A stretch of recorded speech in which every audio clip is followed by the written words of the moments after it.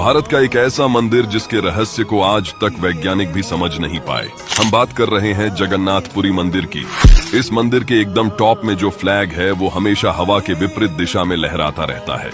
और ऐसा क्यों होता है, इसका जवाब किसी के भी पास मौजूद नहीं है। और इस फ्लैग के नीचे सुदर्शन चक्र मौजूद है, जिसे आप मंदिर के किसी भी कोने से देख लो, वो आपको हमेशा एक जैसा ही दिखाई देगा।